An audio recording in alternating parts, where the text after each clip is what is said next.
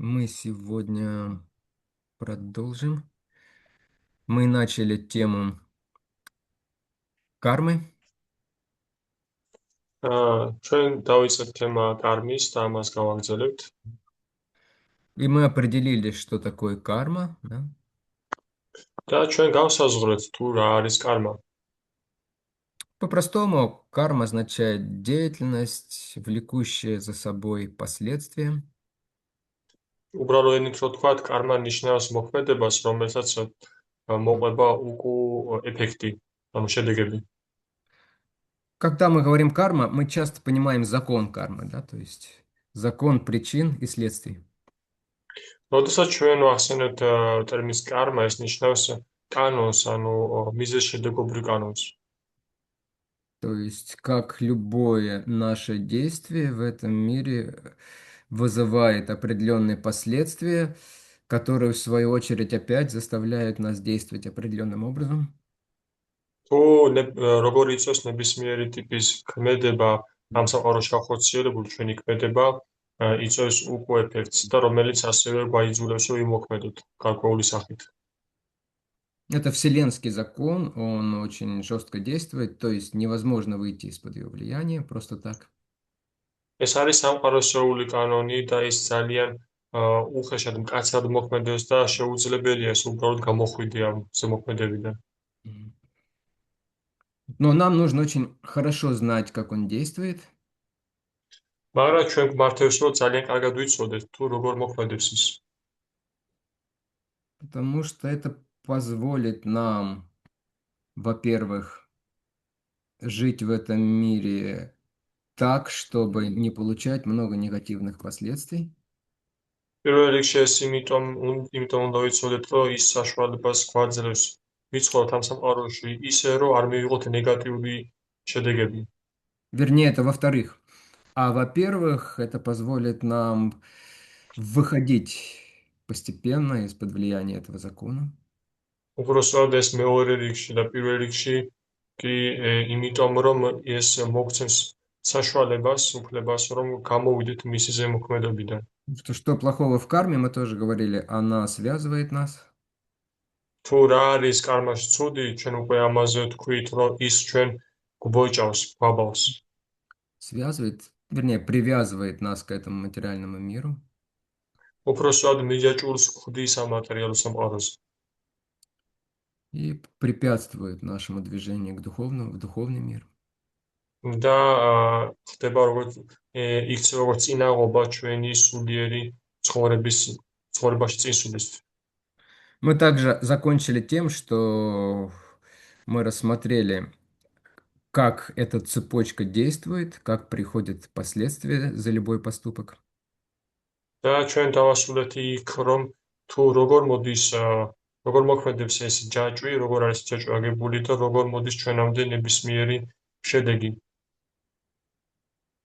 Я сейчас еще раз, чтобы вам напомнить, покажу эту схему. Да. კიდევ ერთხელ გიჩვენებთ იმისათვის, რომ შეგახსენოთ, ამ სქემას გიჩვენებთ. Вот, да, любой поступок, он...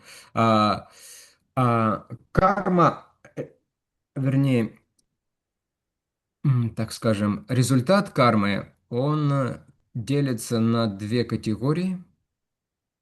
კარმის შედეგი იყოფა ორ კატეგორიად. Одна категория– это как бы непосредственные последствия на физическом ერთი уровне, на грубом уровне. ერთი კატეგორია არის ფიზიკურ უხეშ დონეზე. То есть, например, человек совершил преступление, да, и вопрос времени, он окажется в тюрьме, да, вот это последствия на грубом уровне, да. მაგალითისთვის ადამიანმა დანაშაული ჩაიდინა და რაღაცა დროის შემდეგ ის აუცილებლად ციხეში აღმოჩნდება. И тонкие последствия, которые приходят на уровне желаний и склонностей. და უხეში შედეგები ამის ის არის, რომელიც მოდის ნატიფ დონეზე და მიდრეკილებები იწდება. Например, если человек совершил преступление, то у него появляется склонность, увеличивается склонность сделать это в следующий раз. То есть в следующий раз у него будет еще больше склонности это делать. ანუ მაგალითისთვის ადამიანმა თუ ჩაიდინა დანაშაული, მაშინ მისი მიდრეკილება, რომ კვლავ გაიმეოროს, ან რომ კვლავ სურვილი გაუჩნდეს დანაშაულის ჩადენის იზრდება. Итак, после любого поступка, то есть любой поступок, он влечет за собой определенные впечатления. და ასე ნებისმიერ ქმედებას მოყვება თან მოაქვს გარკვეული შთაბეჭდილება. Эти впечатления, они идут в наше подсознание, вот, допустим, это вот подсознание наше, вот, в виде самскара это называется. და ეს შთაბეჭდილებები მიდის М. ჩვენს ცნობიერებაში ზემოთ, როგორც ეს ანაბეჭდი სამსკარები ქვია მას. И мы даже можем не знать, что она у нас там в подсознании есть. და ჩვენ შეიძლება არც კი ვიცოდეთ თუ რა არის ჩვენს ქვეცნობიერში. Но иногда в какой-то момент вы замечали, у вас какое-то странное желание всплывает, которого никогда не было, и вы никогда этим не занимались, но вот что-то оно появилось, да? ალბათ შეგემჩნევიათ, რომ რაღაც მომენტებში უეცრად რაღაც სურვილი ჩდება. თითქოს თქვენ არ გქონდათ ესეთი სურვილები, მაგრამ აი სადღაც ჩდება. На самом деле это просто самскара, которую вы заложили раньше, еще, может быть, в прошлых жизнях, она стала проявляться в виде определенного желания.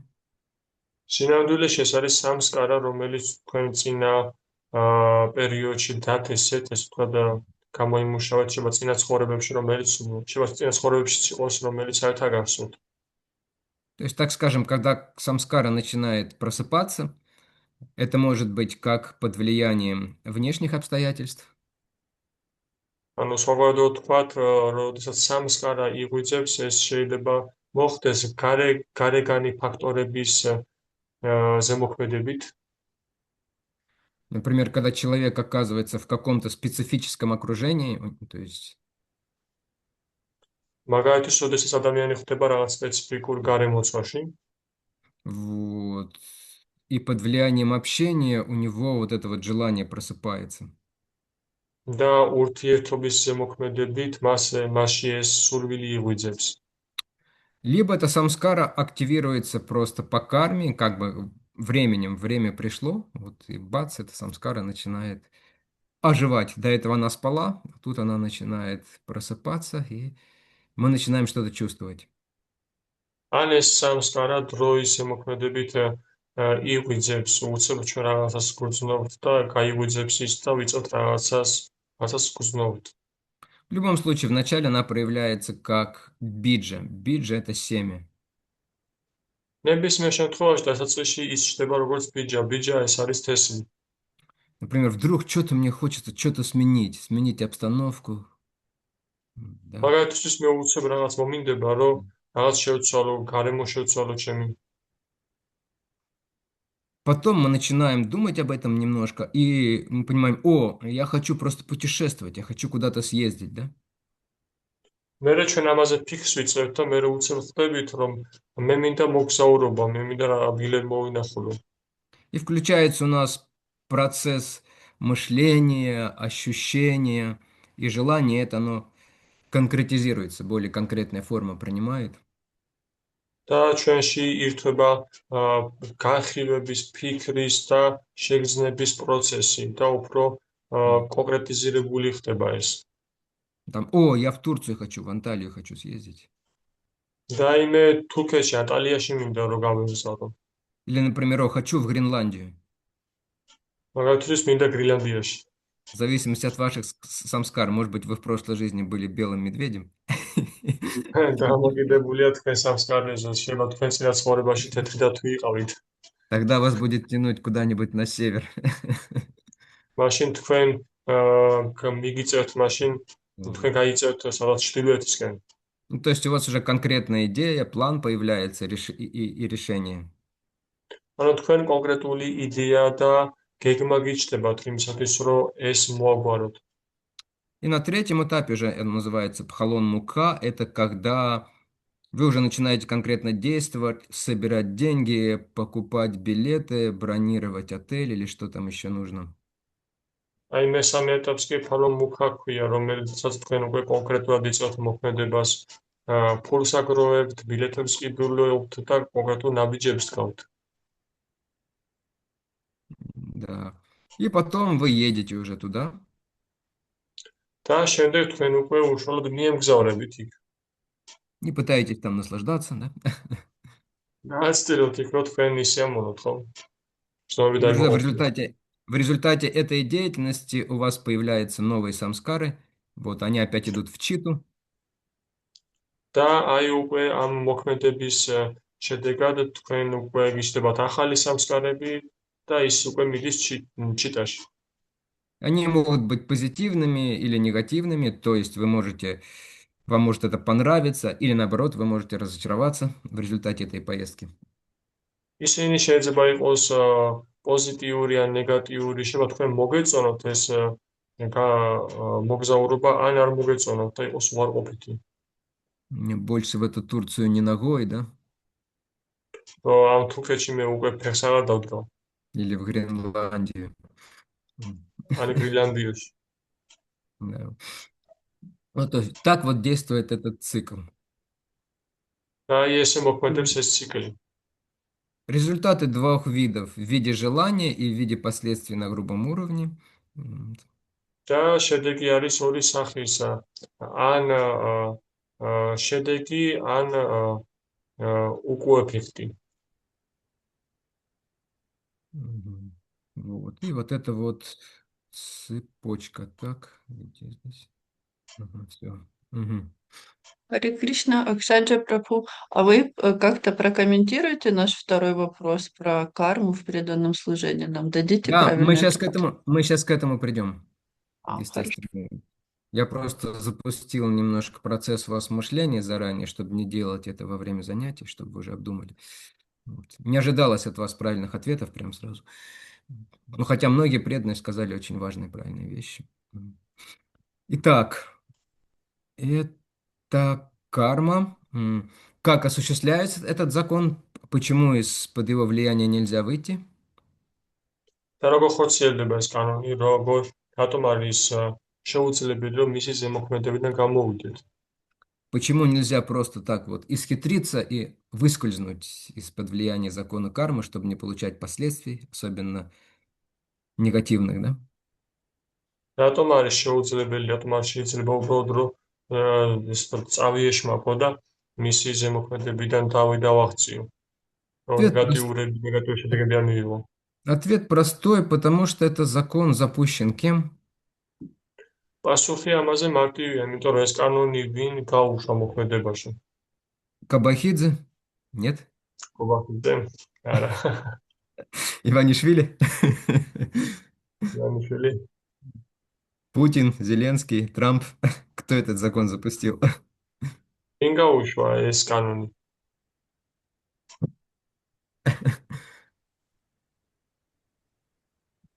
Скажите. თქვით ვინ იყო? Да, Харе Рам, Рама, Рама. Рама, Рама, Харе, Харе. Вот это Тари Прабху говорит. Нет, не Рама и не Харе, არაც რამა და არც ხარე. а Вишну. არამედ ვიშნუ. Потому что Рама и Хари другими делами занимается. იმიტომ რომ რამა და ჰარი სხვა საქმეებით არიან დაკავებულები. Вот. Господь запускает этот закон вот, прямо вместе с творением этого материального мира. Он встроен уже в этот мир. უფალი მოქმედებაში უშვებს ამ კანონს, ამ სამყაროს შექმნასთან ერთად და ეს კანონი უკვე მასშია ჩადებული შექმნის პროცესის დროს უკვე. И он же за ним следит, чтобы он исполнялся в аспекте параматмы или сверхдуши. და ის თავადვე აკვირდება და აკონტროლებს, რომ ეს კანონი შესრულებული იქნას უკვე параматмас როლში. А сверхдуша, она все видит, да? Мы уже с вами обсуждали. Она в сердце каждого, и она все видит. Она никогда не спит, да, и не отвлекается, да?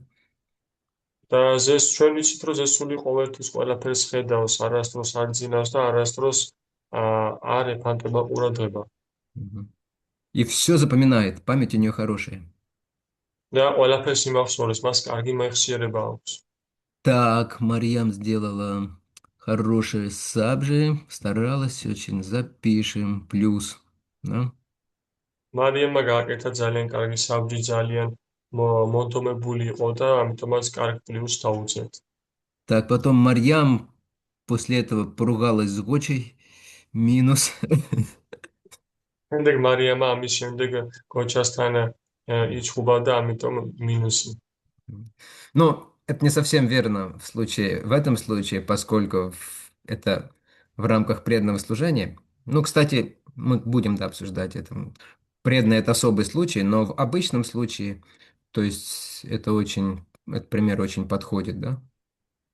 და ეს მთლად არ გამოდგება ეს მაგალითი ამ М. შემთხვევაში, იმიტომ რომ ერთგულების შემთხვევაში ცოტა სხვანაირად მოქმედებს და М. ჩვენ ამას ავწევთ. მაგრამ ჩვეულებრივი შემთხვევაში, ჩვეულ ადამიანის შემთხვევაში ეს კარგი მაგალითია. И потом уже с помощью полубогов, то есть вот Параматма, она устраивает так, что мы уже начинаем получать то, что нам нужно, положено, და вернее. შემდეგ უკვე ნახევარმეთების დახმარებით, ესე თქვა და ჩვენ უკვე ვიღებთ სწორედ იმას, რაც М. გვეკუთვნის.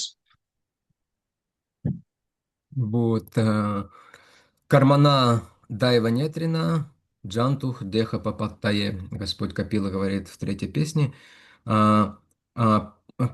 Под влиянием кармы и под наблюдением Дайвы, то есть высших существ, а, к- Джантух Деха Папаттае, живое существо в этом мире движется, меняя тела, меняя фазы жизни.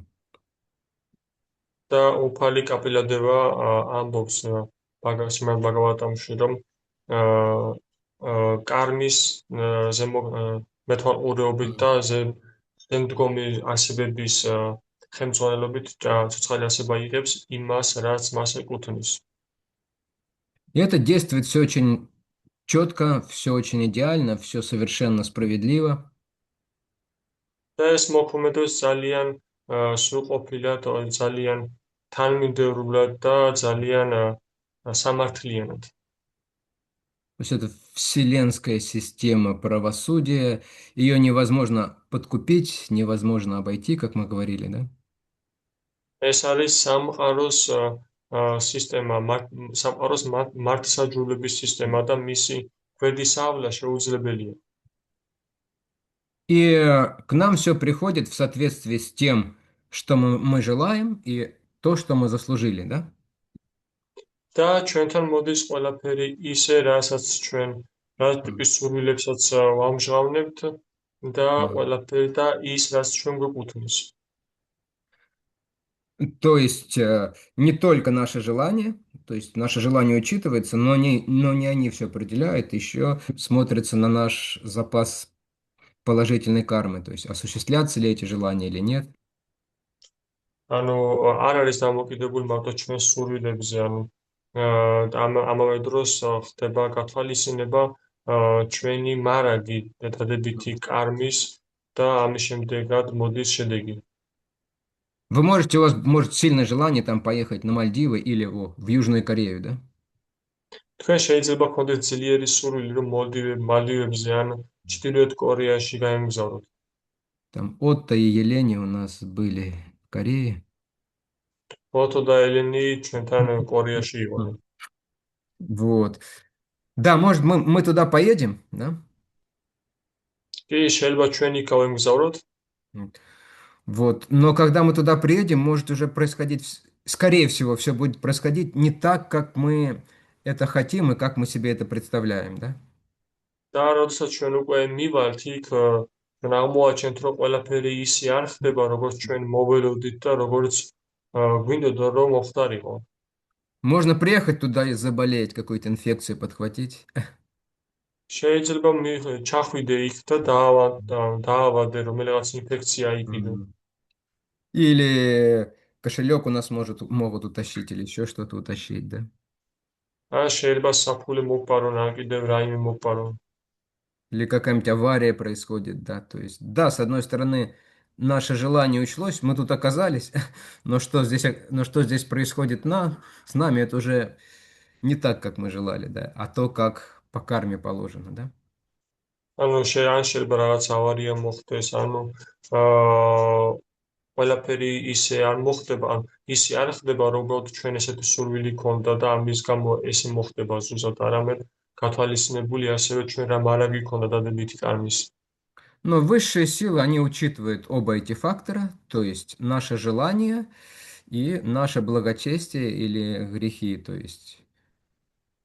და ზემდგომი ძალები ითვალისწინებენ ამ ჩვენს ყველა ფაქტორს, ანუ და კეთილშობილურ ქმედებებს და ასევე ცუდ ქმედებებსაც.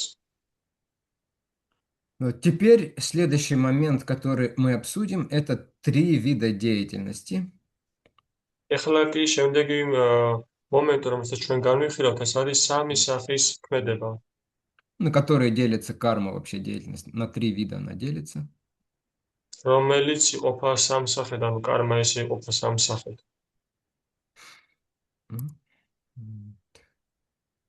Вот. Итак, да, карма может быть 3 видов. Об этом говорится в Бхагавад-гите 4.17. კარმა შეიძლება იყოს სამი სახის, ამის შესახებ საუბარია ბჰაგავად-გიტაში 4:17. Кармано хьяпи бодхавьям, бодхавьям чави карманага, а карманаш ча бодхавьям, гахана кармано гатихи. То есть хитросплетение деятельности очень трудны для понимания. ანუ ეს ჩაწნული თოკი მოქმედებებისა, მათი გაგება ძალიან რთულია. Поэтому надо хорошо знать, что такое действие, ამიტომაც კარგად უნდა ვიცოდეთ თუ რა არის მოქმედება что такое запретное действие და რა არის აკრძალული მოქმედება и что такое бездействие. და რა არის უმოქმედება. На самом деле, то есть карма, викарма и акарма, видите, вот, да, здесь по-английски, но я думаю, можете ну это понять. სინამდვილეში თქვენ ხედავთ აქ კარმას, ვიკარმას და აკარმა არის ესე იყოფა ტერმინები. Да. Чуть дальше мы скажем, что акарма, то есть не карма по-другому, это не совсем бездействие. ცოტა მოგვიანებით ჩვენ განმარტოთ ამას, რომ აკარმა, ანუ კარმით არ მოქმედება, ეს არ არის უმოქმედება. Да, то есть, итак, под кармой, как правило, понимают благочестивую деятельность в соответствии с принципами Писаний. В первую очередь вет, конечно. კარმის ქვეშ გულისხმობენ როგორც წესი კეთილშობილურ ქმედებას, რომელიც ხორციელდება წმინდა წერილების დაყრდნობით, პირველ რიგში ვედები, რა თქმა უნდა. Какие примеры вы можете привести такой деятельности? რა სახის მაგალითები შეგიძლიათ მოიყვანოთ ესეთი სახის ქმედებების?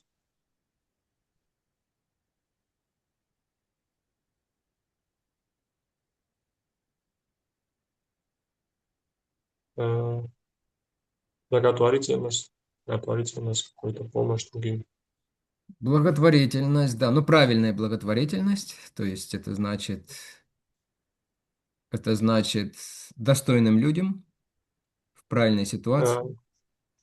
ქველმოქმედება, მაგრამ ქველმოქმედება სწორი სახის ქველმოქმედება, ანუ დახმარება იმ ადამიანების, რომლებიც ღირსი არიან და საჭიროებენ ნამდვილად.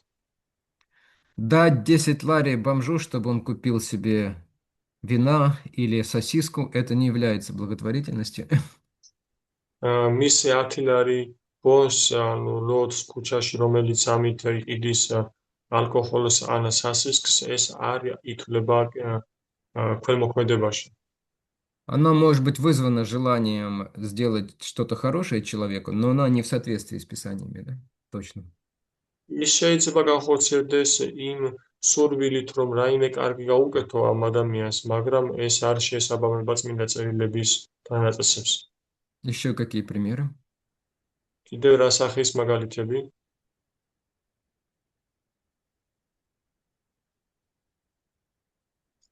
Напомните, какой был вопрос? Вопрос. Приведите примеры кармы благочестивой деятельности в соответствии с Писаниями. Например, когда мы попадаем на райские планеты. Это уже результат.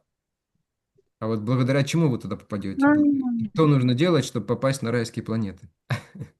ანუ რა უნდა გააკეთოთ იმისათვის, რომ მაგას Аскезы? სამოქალაქო პლანეტებზე მოხვდეთ?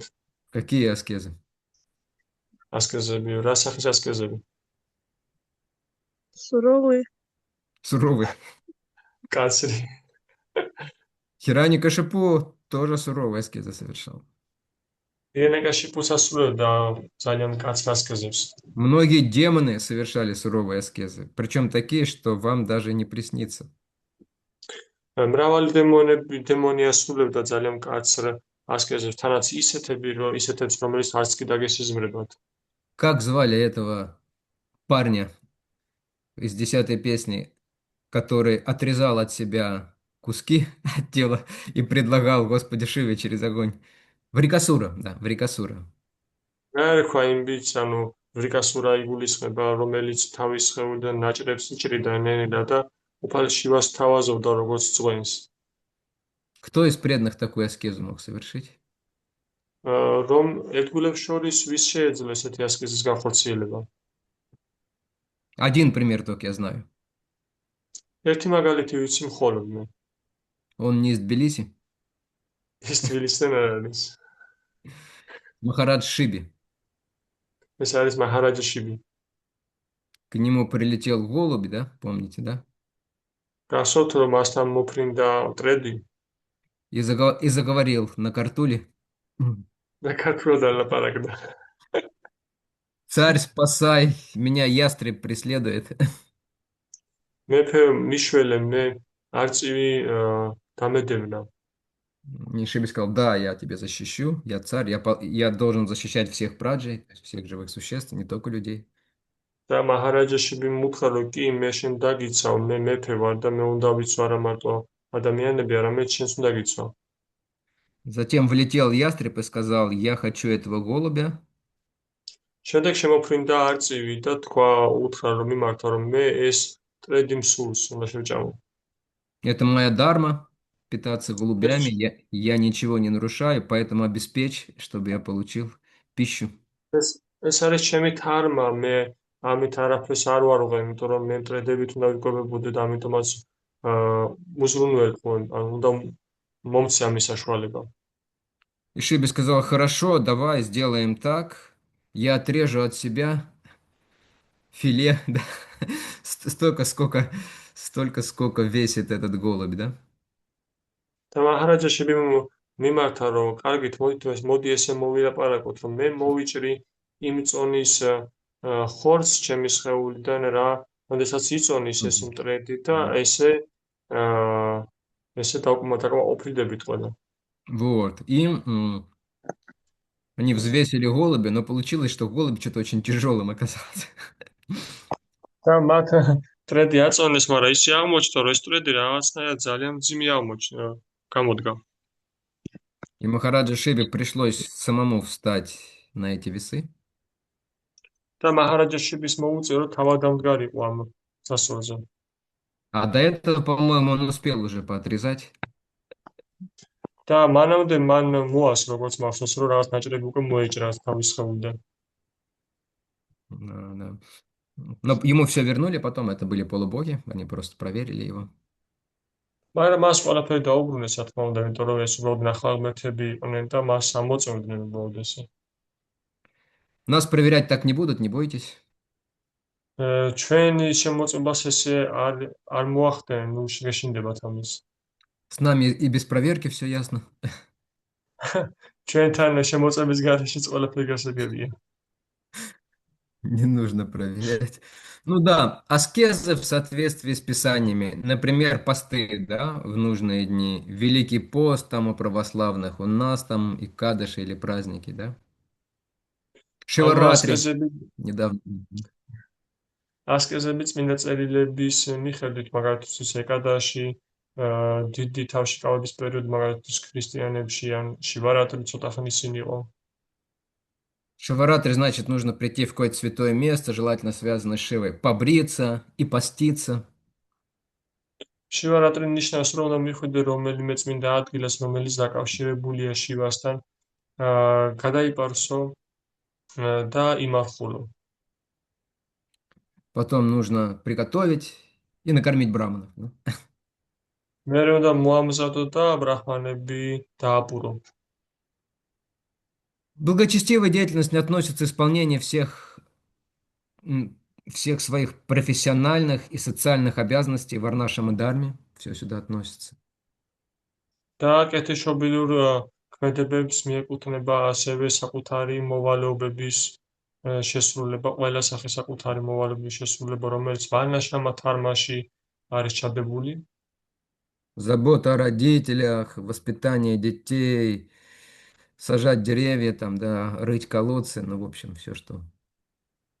მშობლებზე ზრუნვა, ბავშვებზე ზრუნვა, ხეების დარგვა, ჭის თხრა, ეს ყველაფერი აქ შედის.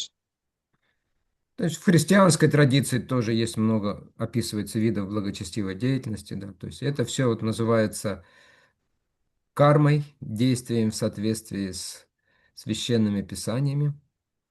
ქრისტიანულ ტრადიციაშიც არის ესეთი დანაწესები, ამას ვედური ტრადიციით ეწოდება კარმა. Теперь второй вид деятельности – викарма, да? და მეორე სახის ქმედება ეს არის ვიკარმა.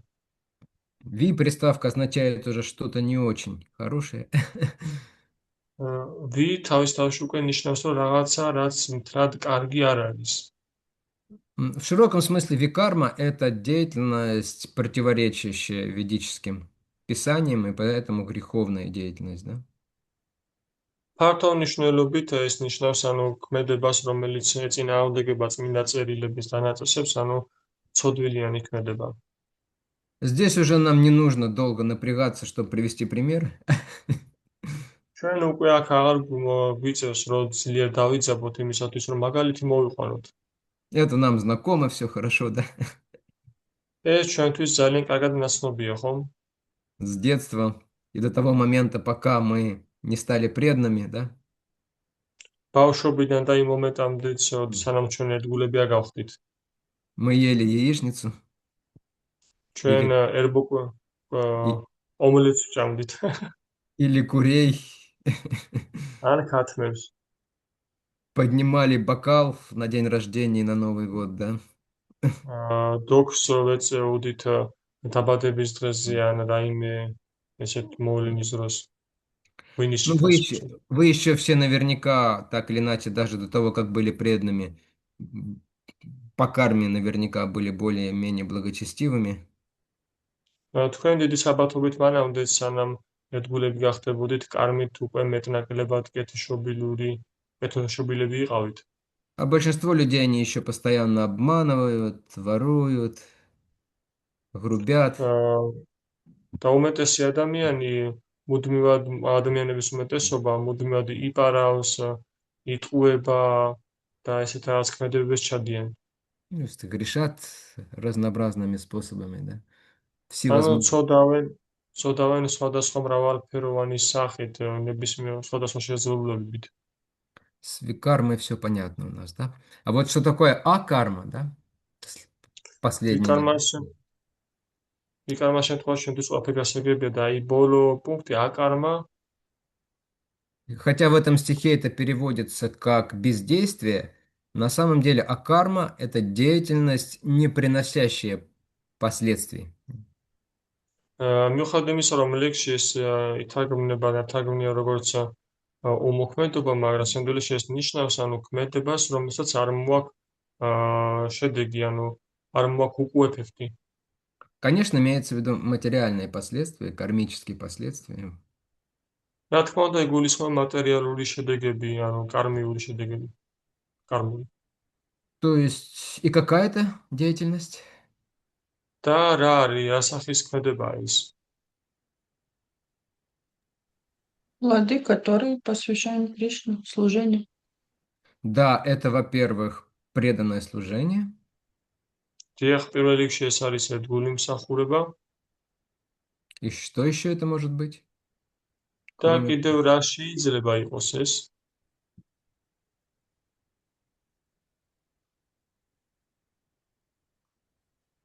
Это может быть практика гьяны или йоги, да, в рамках деятельности, в рамках гьяны или йоги, если целью человека является освобождение. და ეს არის პრაქტიკა გიანასი ან იოგასი, ანუ თუ ადამიანის მიზანი არის განთავისუფლება. Если целью йоги является здоровье, обретение каких-то там способностей, да, и так далее, это уже не акарма, да? თუ იოგის მიზანი არის ჯანმრთელობა ან რაიმე უნარების შეძენა, მაშინ ეს არ არის Мгм. აკარმა. То есть, но лучшим, конечно, из них является бхакти, преданное служение. მაგრამ რა თქმა უნდა, საუკეთესო მათ შორის ეს არის ბhakti, ერთგული მსახურება. Потому что бхакти, она не только не порождает кармы, да? იმიტომ რომ ბhakti უბრალოდ კი Мгм. ესე კი არ არის უბრალოდ რომ არ ქმნის კარმას. То есть она еще позволяет нам развивать привязанность к Кришне и заниматься позитивной деятельностью, то есть позитивные желания развивать. ის ასევე საშუალებას გვაძლევს, რომ დავკავდეთ პოზიტიური ქმედებით და ანუ განვითაროთ პოზიტიური სურვილები. Мгм.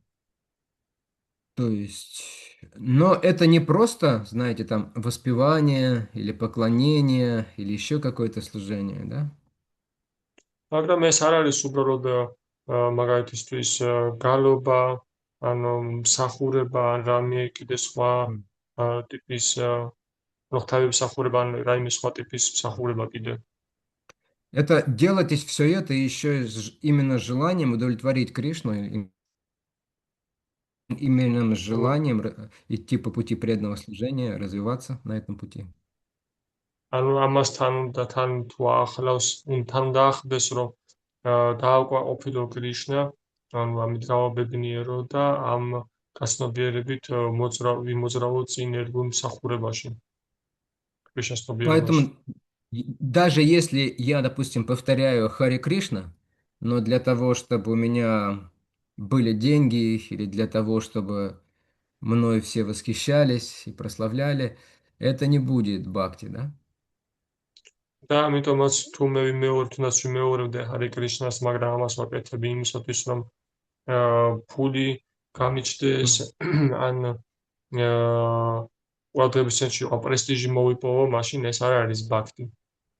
И это не будет акармой, да? То есть это будет очередным видом благочестивой деятельности, да? ეს არ იქნება აკარმა, ეს იქნება კიდევ ერთი სახის, შემდეგი სახის ქმედება კეთილშობილური наყოფებისთვის. Повторение, კეთილშობილი ქმედება. повторение благоприятных мантр, да? ანუ ანუ აა ანუ დადებითი ვატრების გამეორება. Мгм. То есть, и в этом случае святое имя будет действовать, вы слышали, может быть, как Букти Нама, то есть святое имя, которое дает Букти наслаждение, обычный. ან თქვენ ალბათ ხსენიათ, რომ არსებობს ბუქტი ნამა, ანუ წმინდა სახელის გამეორება, ანუ რომელიც დადებითი შედეგი მოაქვს. Вы разбогатеть можете, да? თქვენ შეიძლება გამდიდრდეთ, Хорошо выйти замуж или жениться. კარგად გათხოვდე ან დაქორწინდეს, რომ მეუღლე მოიყვანო. То есть еще какие-то возможности получить. ან კიდე რაიმე სახის შეცვლილები მიიღო. Хотя как бы внешне вы занимаетесь деятельностью бхакти, но поскольку не то желание, то вот результат совсем другой. და მიუხედავად ყველაფრისა, რომ თქვენ თითქოს გარეგნულად დაკავებული ხართ ბhaktit, მაგრამ შინაგანად არა და ამიტომაც შედეგი სრულიად სხვა იქნება. Кришнананда Прабху рассказывал историю. Это наш один из самых старших вайшнавов там в Москве. კრიშნა ნამა პრაბჰუ ყვებოდა ერთ Кришнананда. ისტორიას. Кришнананда. კრიშნანდა პრაბჰუ ყვებოდა ისტორიას ჩვენთან მოსკოვში. ეს არის ერთ-ერთი უფროსი და ძალიან ცნობილი ერთგული. Он в середине 90-х, там, 1990, может быть, с третьего там и дальше. Вот, он был руководителем пресс-центра Вайшнавского, Искон. და ის აი 90-იანი წლების შუალედში და 93-იანი წლებიდან ის იყო ვაიშნაური კომუნის პრეს-ცენტრის ხელმძღვანელი. И к ним приходил помогать один студент, паренек. და მასთან მოდიოდა ერთი სტუდენტი, ერთი ახალგაზრდა ბიჭი. Мгм. И причем он был даже как студент такой, ну то есть кое-как учился, не было у него каких-то особых способностей. და თანაც ის როგორც სტუდენტიც მაინც და მაინც ისე რა იყო, იმიტომ არ ქონდა ვერ სწავლობდა მაინც და მაინც კარგად და არ ქონდა ბევრი უნარები. Обычно такой, знаете, неудачник по жизни. ესე ვთქვათ, ჩვეულებრივი უიღბლო ცხოვრებაში. Но он приходил к ним в пресс-центр, там что-то мыл, убирался, слушал лекции по Бхагаватам. მაგრამ ის მოდიოდა მათთან პრეს-ცენტრში, იქ ალაგებდა, რაღაცებს რეცხავდა და უსმენდა ბაგავატამს. И он услышал там на лекции, это была история Друва Махараджа, 4-я песня. და მან ამ ლექციაზე მოისმინა, ეს იყო დრუვა მაჰარაჯის ისტორია მეოთხე სიმღერიდან. В конце таких историй больших в Шримад Бхагаватам обычно приводят Шрутабхал, то есть результат слушания об этой истории какой. და ესეთი ისტორიების ბოლოს, როგორც წესი, მოყავთ მაგალითი შუტაფხალის, ანუ როგორც თუ რა შედეგი მოიტანა ამ მსახურებამ. Там говорилось, что тот, кто будет с вниманием и почтением каждое утро или вечер слушать это благочестивое повествование от Хруви, და იქ ნათქვამია, რომ თუ ვინც დილიდან საღამომდე ან დილიდან საღამოს მოისმენს ამ კეთილშობილი ისტორიას დრუვას შესახებ, тот обретет, в общем, большие богатства в жизни. ის ესე ვთქვათ მოიპოვებს დიდ სიმდიდრეს ცხოვრებაში. Я немного рискую, рассказывая эту историю. მე ცოტა უდენი ვრისკავ ამ ისტორიას მოყვები. Вот. И, в общем, он так ходил, слушал, и он сам каждое утро, даже когда не приходил, он читал эту историю Дадруви Махараджа. და ის დადიოდა მუდმივად უსმენდა და თავადაც, ოდესაც ის მოდიოდა, ხანდახან ის თავად ეკითხულობდა ამ ისტორიას დრუვას შესახებ. И, в общем, в то время, в середине 90-х, у преданных был даже там в Москве собственный банк. და იმ პერიოდში 90-იანი წლების შუა პერიოდში ერთგულეს მოსკოვში საკუთარი ბანკიც კი ჰქონდათ. С таким необычным названием Према Инвест. ესეც უჯრედული სახელი პრემა ინვესტი. Вот так и назывался. И, в общем, его устроили в этот банк. მოკლედ ის მოაწყოს ამ ბანკში. Да, вот. Потом, спустя какое-то время, конечно же, этот банк развалился. და შემდეგ ას დროის შემდეგ, რა თქმა უნდა, ეს ბანკი დაიშალა. А его удалось перевести какой-то в другой, еще более успешный банк. და მას კი გამოუვიდა, რომ ბევრად უფრო წარმატებულ ბანკში გადასულიყო. И, в общем, он там сделал себе карьеру хорошую. Вот. და მოკლედ მან კაი карьера აიწყო. То есть, вот человек, он слушал Бхагаватам, да, но это то же самое фактически, что и Святое Имя, повторять и слушать Бхагаватам. Это занятие одного уровня, вот. Но он хотел получить богатство и получил его. ანუ მაგალითად აი აქ ადამიანი უსმენდა ბაგავატამს და ეს პრაქტიკულად ანალოგიურია წმინდა სახელებს იმეორებდა და ადამიანს სურდა სიმდიდრის მოპოვება და მან მიიღო ის. Но, конечно, бхакти особо он не получил из-за этого. რა თქმა უნდა, ბაქტირია და მიიღო ამის გამო. Но, тем не менее, такая благочестивая деятельность, она имеет все-таки хороший результат.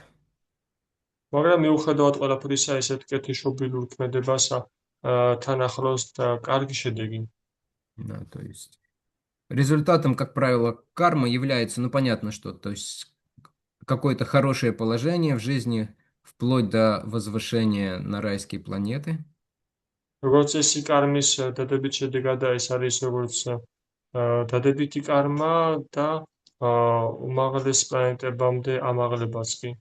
Или рождение в хорошей семье, красивая внешность, да, такая образованность, человек очень умный. ან კარგ ცხოვრებაში დაბადება, ან ლამაზი გარეგნობა, ადამიანი ძალიან ჭკვიანია. Мгм. В человеке есть склонность следовать религии, ადამიანს გააჩნია მიდრეკილება, რომ რელიგიას მიყვებოდეს.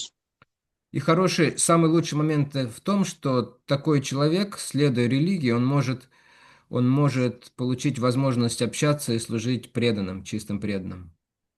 და დადებითი კარგი მომენტი ამაში ის არის, რომ როდესაც მას გააჩნია მიდრეკილება რელიგიას მიყვებოდეს, მას აქვს დიდი შანსი იმის, რომ შეხვდეს ერთგულებს და მოусმინოს და მსახურება გაწიოს მათი. И это уже посеет в его сердце семя бхакти. და ეს უკვე დათესავს მის გულში ბაქტის თესლს. Как, например, в первой песне описывается история Нарада Муни, когда он родился сыном служанки. როგორც მაგალითისთვის პირველ სიმღერაში აღწერილია ისტორია ნარადა მუნის ისტორია, როდესაც ის დაიბადა მოსამსახურის შვილად. Они стали служить с мамой великим мудрецам, просто потому, что так было заведено в обществе. Если святые люди приходят в дом, им нужно служить, да? მათ დაიწყეს წმინდა ადამიანების წმინდა პიროვნებების მსახურება უბრალოდ იმიტომ, რომ საზოგადოებაში ესეა მიღებული, როდესაც მოდის წმინდა პიროვნება, უნდა ემსახურო მას. Просто такова была культура, такой был порядок, они просто из-за этого служили вначале. И потом мы знаем, в нем пробудился очень сильный вкус к слушанию, к воспеванию. ესეთი იყო კულტურა, ესეთი იყო წესები და ამის შედეგად, როდესაც ის მსახურებას ეწეოდა, მის გულში დაითესა ეს ერთგული მსახურების თესლი და აღმოცენდა შემდეგ. В конце концов он стал преданным, очень серьезным, искренним. И в конце концов он стал Нарадой Муни. ბოლოს და ბოლოს ის გახდა ძალიან გულწრფელი და სერიოზული ერთგული, ანუ ბოლოს და ბოლოს ის ნარადა მუნი გახდა. Вот. Что касается греховной деятельности результатов, ну тут все понятно, тут прямо противоположное. რაც შეეხება ცოდვიან ქმედებებს და ცუდ შედეგებს აქ ყველაფერი მეტნაკლებად გასაგებია ისედაც. Знаете, бедность, სიღარიბე, плохое здоровье, геморрой, проблемы с позвоночником. ცუდი ჯანმრთელობა, ჰემოროი, ხერხემარზე პრობლემები, Рождение в Рязани რეზანში დაბადება. и так далее.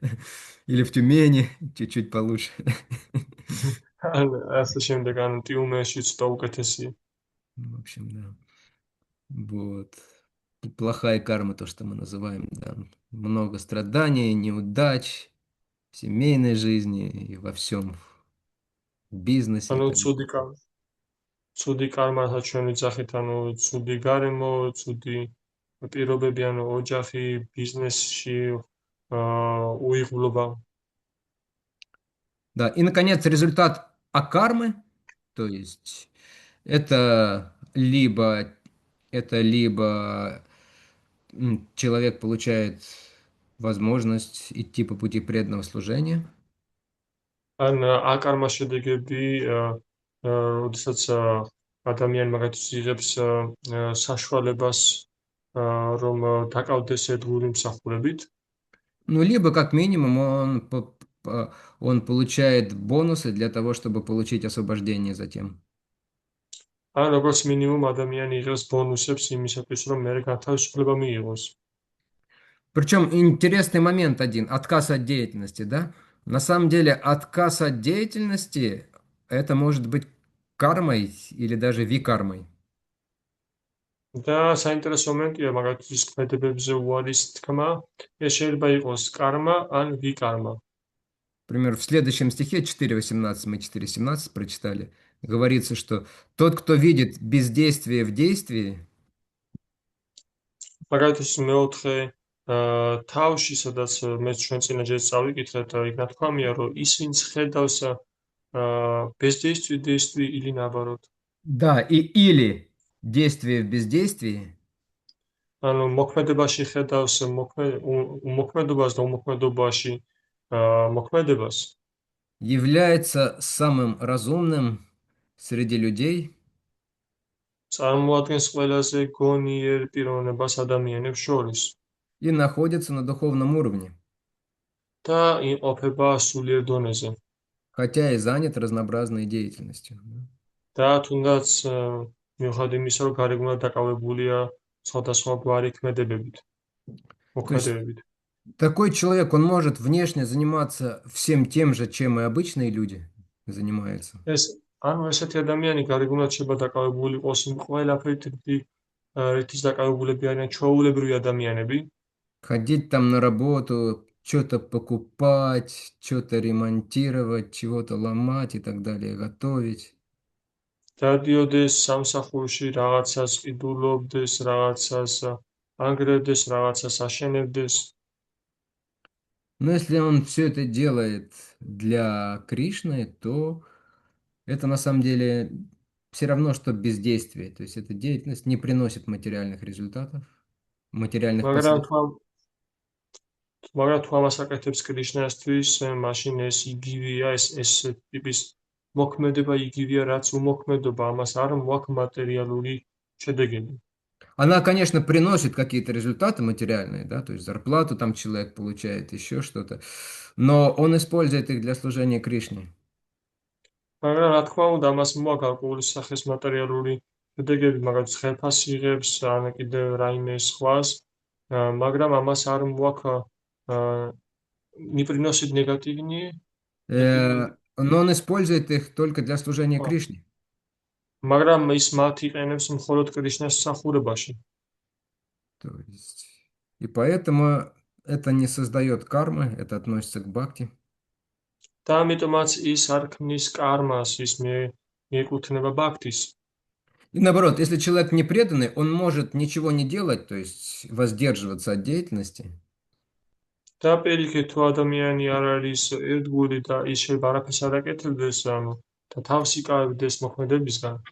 Но он может за это получать кармические реакции, потому что он не исполняет никаких обязанностей своих.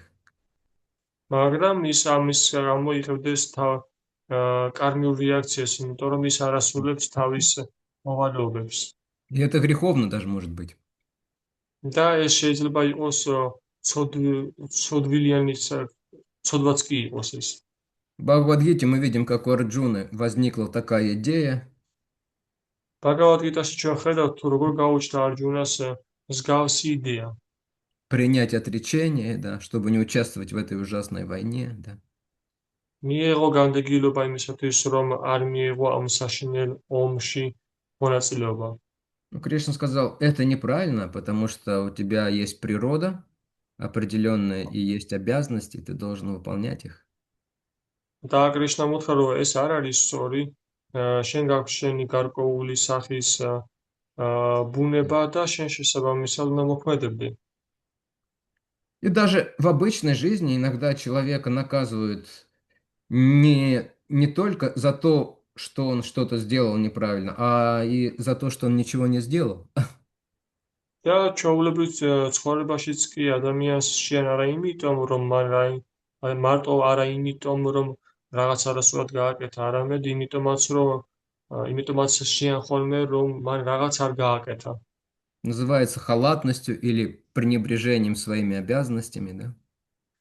ამას ქვია გულციობა, ესე თქვა და ან საკუთარი მოვალეობების თავიდან არიდება.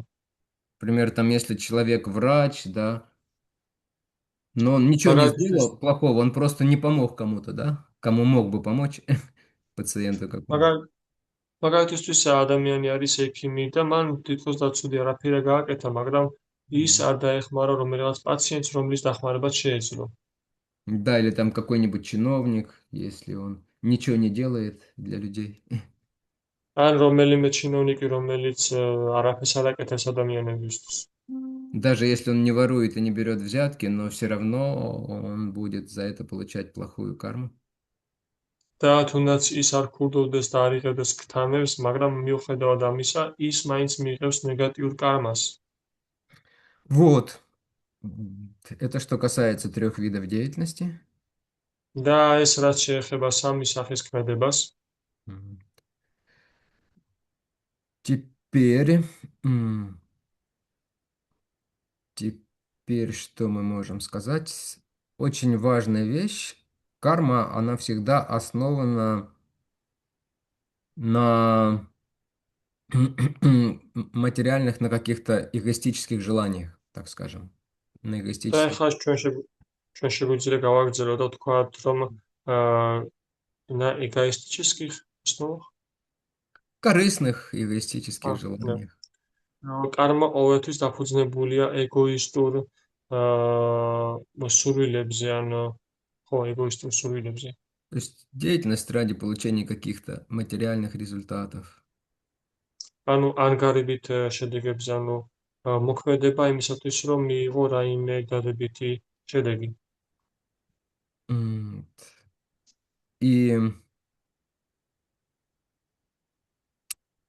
да, это нужно понимать. И теперь мы как раз можем немножко подробнее рассмотреть преданных.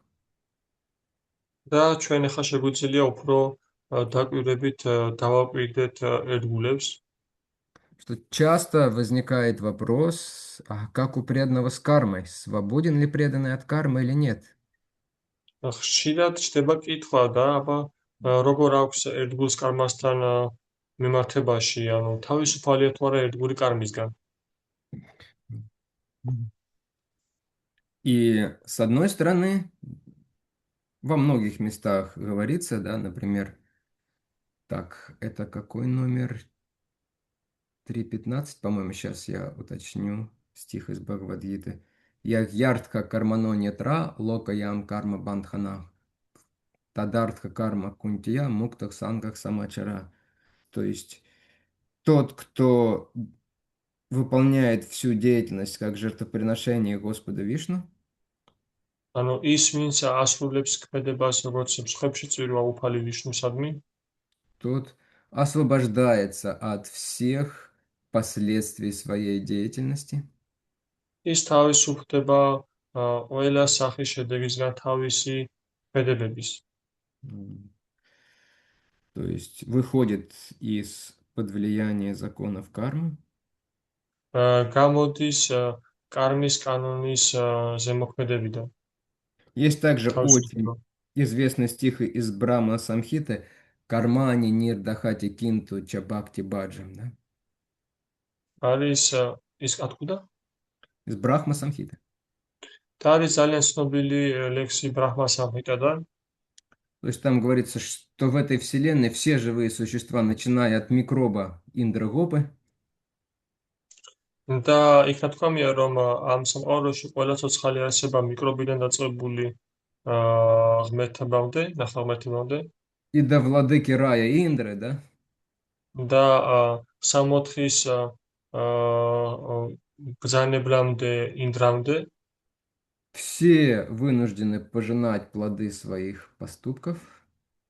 ყველა იძულებულია, რომ მოიმკას თავისი ქმედებების ნაყოფები. Но Господь по своей милости освобождает от кармы своих преданных. მაგრამ უფალი თავისი მოწყალებიდან გამომდინარე ათავისუფლებს თავის ერთგულებს. Тех, кто совершает бхакти баджан, да, то есть тех, кто поклоняется ему всем сердцем. მათ, ვინც ასრულებს ბაქთი ბაჯანს, ანუ ის, ვინც ემსახურება მას სრულ მთელი გულით. Прабхупада во многих местах говорит, все живые существа связаны результатами собственной кармы. პრაბჰუპადამ ბევრ ადგილას ამბობს, რომ ყველა ცოცხალი არსება შებოჭილია, დაბმულია თავისი კარმის შედეგებით. Но преданные, которые действуют только ради того, чтобы угодить Господу, მაგრამ ერთგული, რომელიც მოქმედებს მხოლოდ იმისთვის, რომ დააკმაყოფილოს უფალი, не страдает от последствий своих поступков. არ იტანჯება თავისი ქმედებების შედეგად. То есть много-много есть высказываний в шастрах у святых людей, что преданные, они находятся вне закона кармы. ანუ მრავალი მითითება არსებობს შასტრებში და სხვადასხვა წმინდა წერილში, რომ ერთგული არ იყოფება კარმის დაქვემდებარებაში.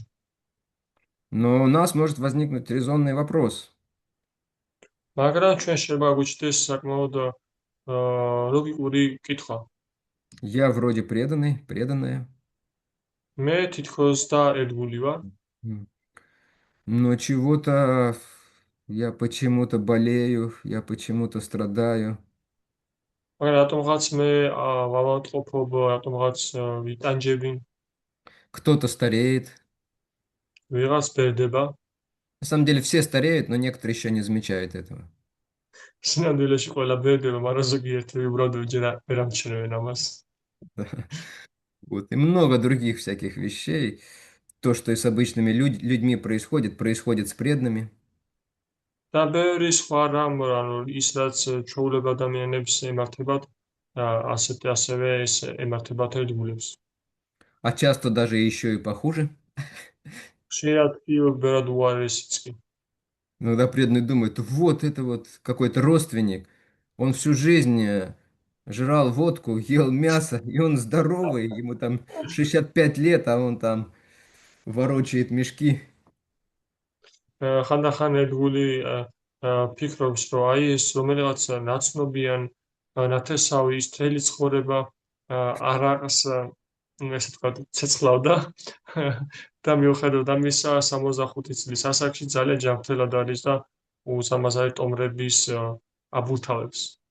А мне там, может быть, и 45 лет, но зато уже вся жизнь между носовым платком и клизмой проходит. მე კიდე 45 წლის ვარ თქვა და მთელი ჩემი ცხოვრება ცხვირისა ხოც და კლიზმას შორის То есть, მოძრაობს. то есть сомнение, что мы свободны от кармы, да? ანუ ეჭვები გვაქვს ჩვენ თავისუფალი ვართ კარგისგან. Вот, вы как раз подумали об этом, да, кто-то об этом написал, там очень правильные вещи. ანუ თქვენ სწორედ ამის შესახებ დაფიქრეთ და ზოგმა დაწერა ძალიან კარგი სწორი რაღაცები. Ну а сейчас мы попытаемся все это свести воедино, какую-то систему მაგრამ привести. მაგრამ ჩვენ ახლა შევეცდებით რომ ეს ყველაფერი რაღაც ერთიანი გავხადოთ და რაღაც ერთიანი სისტემა მოვიყვანოთ. Да, бесспорно, преданный, который действует из желания удовлетворить Господа, კი ეჭვგარეშეა რომ არ არის საკამათო როა და ერთგული რომელიც მოქმედებს მხოლოდ უფლის დასაკმაყოფილებლად, но этого еще недостаточно. მაგრამ ეს არ არის საკმარისი ჯერ კიდევ. Нужно еще, чтобы он действовал так, как Господь хочет, чтобы он действовал. ასევე საჭიროა ის რომ ის მოქმედებდეს ისე როგორც უფალს სურს რომ ის მოქმედებდეს. Начинающий преданный иногда действует из желания удовлетворить Господа, დამწყები ერთგული ხანდახან მოქმედებს სურვილით რომ დააკმაყოფილოს უფალი. но выбирают такой образ действия, который Господа совсем не удовлетворяет. მაგრამ ირჩევს ისეთი სახის ქმედებას რომელიც საერთოდ არ აკმაყოფილებს უფალს. Вот, поэтому еще нужно действовать под руководством представителей Господа. ამიტომაც საჭიროა ასევე რომ იმოქმედოს ამიტომაც საჭიროა ერთგულმა იმოქმედოს უფლის წარმომადგენლის ხელმძღვანელობით. То есть, если есть желание удовлетворить Господа истинное, и мы действуем под руководством Господа, то да, карма на нас никак не действует уже.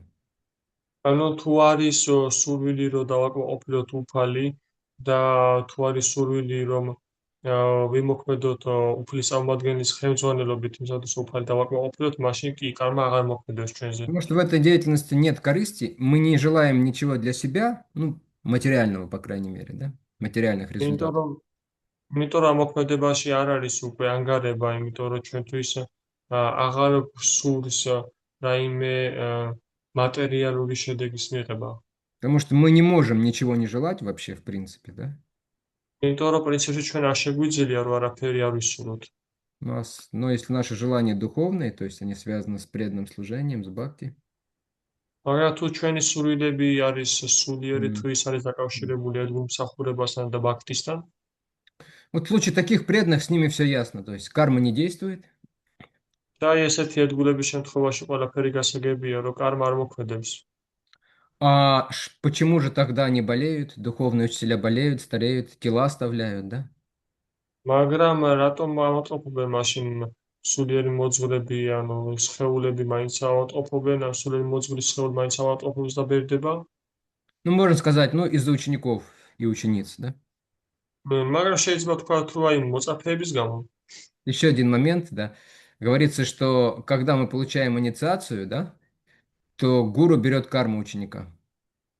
კიდევ ერთი მომენტია, ნათქვამია, რომ როდესაც ერთგული იღებს ინიციაციას, მაშინ გურუ იღებს მოწაფის ნაწილი კარმას, რაღაც ნაწილს.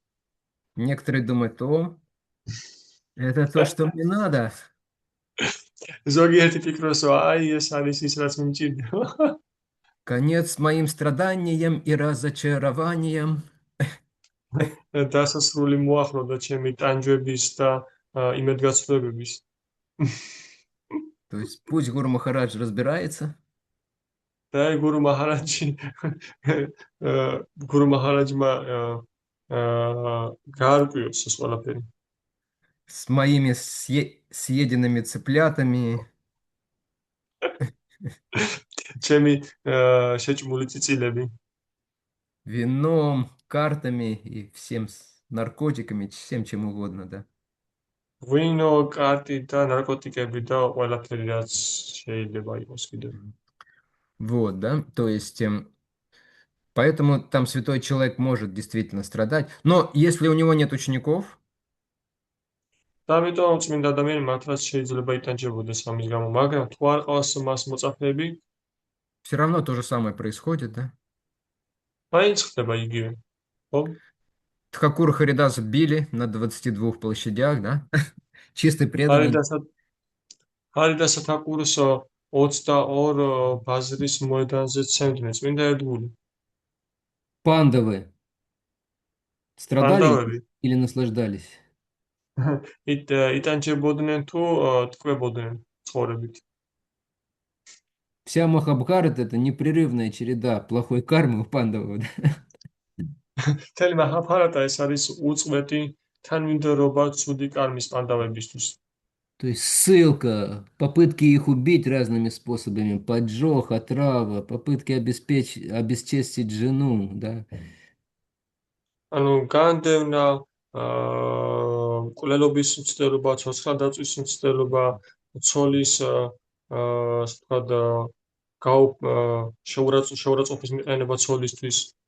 Они инициации никому не давали, да? Не было у них кали-южных учеников. და ისინი ინიციაციას არავის არ აძლევდნენ, მათ არ ყავდათ კალიუგას მოწაფეები. Ну, как бы вроде действует карма, да? Противоречие выходит. მაგრამ თითქოს და აი კარმა მოქმედებს, რაღაც ურთიერთსაწინააღმდეგო რაღაც მომენტი ჩდება.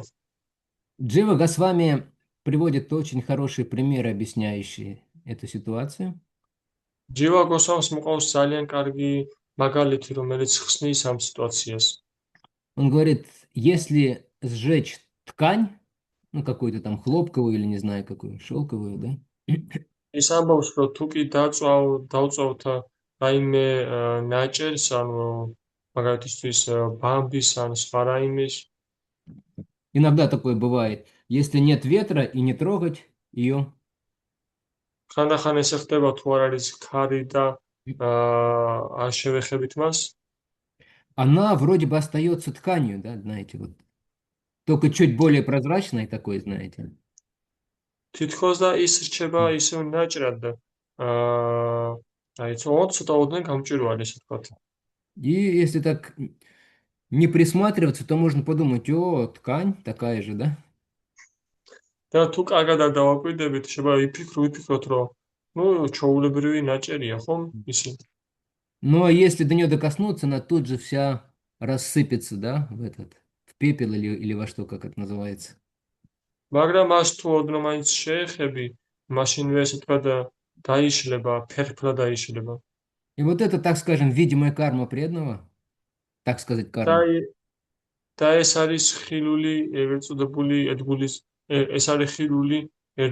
წოდებული კარმის.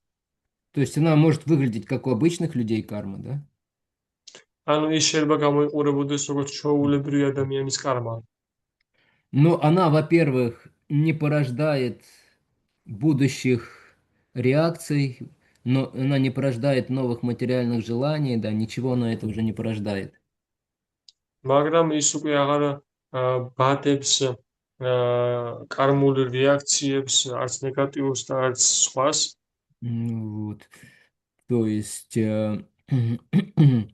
она просто необходима, ის უბრალოდ აუცილებელია.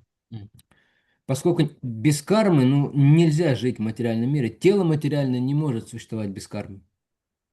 იქიდან გამომდინარე, რომ მატერიალურ სამყაროში სხეულის М. გარეშე შეუძლებელია ცხოვრება. Вот если убрать из вашего тела карму, აი თუ მოაშორებთ თქვენი სხეულიდან კარპას, Марьям освободить от кармы, то я тут же увижу пустой экран. მარიამი გავათავისუფლოთ კარგისგან, მეგრევე დავინახოთ ცარიელ ეკრანს. Тело просто дезинтегрируется на атомы сразу же.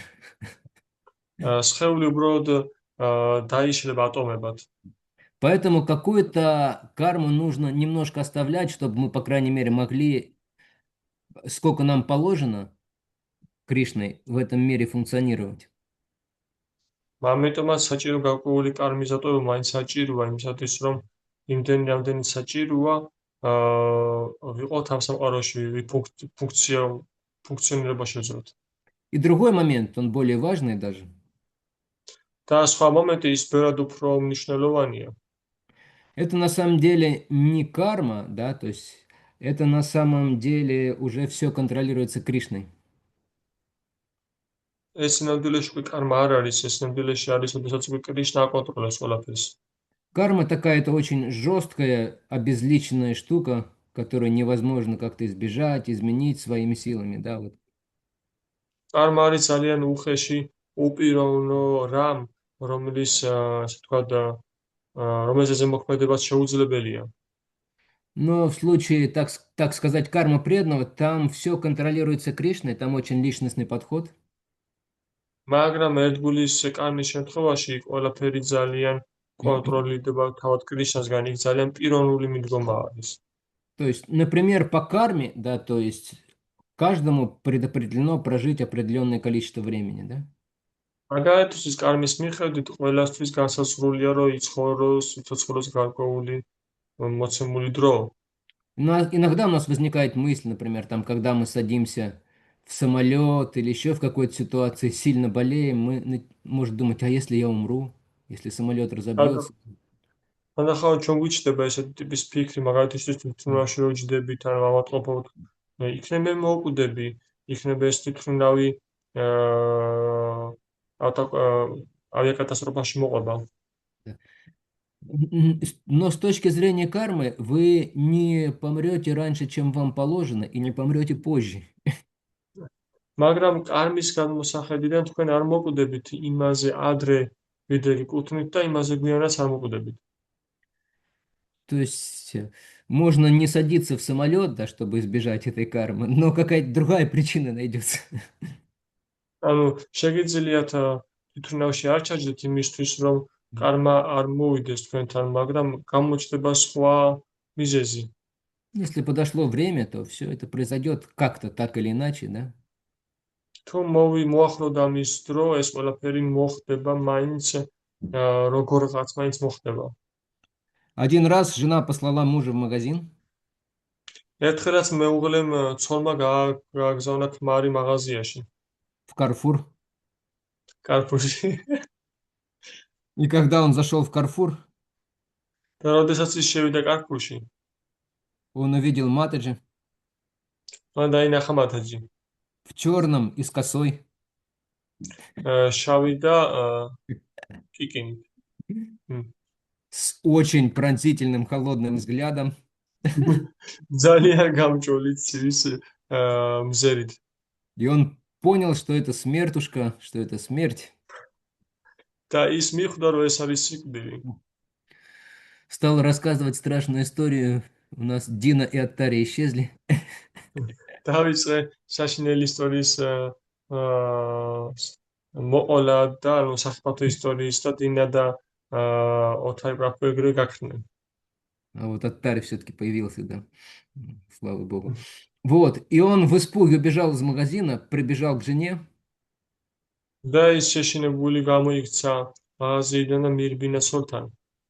и сказал: слушай, срочно уезжаю в Батуми из Тбилиси. და უთხრა, რომ ეგრე სასწრაფოდ გაემგზავრე ბათუმიდან თბილისში. А жена: что случилось-то? Что случилось? Да зашел в магазин, а там смерть меня ждет.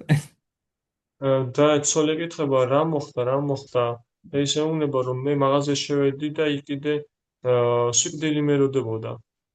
И он купил билет на вечерний Стадлер и уехал в Батуми. და მან იყიდა საღამოს რეისი ბილეთი და წავიდა გაემგზავრა ბათუმში. И жена решила разобраться с этой смертью. Она пошла в магазин. ცოლმა გადაწყვიტა, რომ ამ სიკვდილთან საქმე მოეგვარებინა და წავიდა მაღაზიაში. Она к смерти подошла и сказала: ты что, моего этого самого мужика испугала? მივიდა სიკვდილთან და ეკითხება, რატომ შეაშინა შენ ჩემი კაცი? Она говорит: да я что, я сама удивлена. და ის კი პასუხობს, რომ მე რა შუაში ვარ, მე თავად გაკვირვებული ვარ. Почему ты удивлена? რატომ ხარ გაკვირვებული? Да потому что на самом деле я должна ждать его завтра с утра в Батуми, а он здесь в Тбилиси в Карфур ходит. რომ სინამდვილეში მე უნდა დავროდებოდი მას ხვალდილით ბათუმში, ის კიდე აქ კარფურში დადის.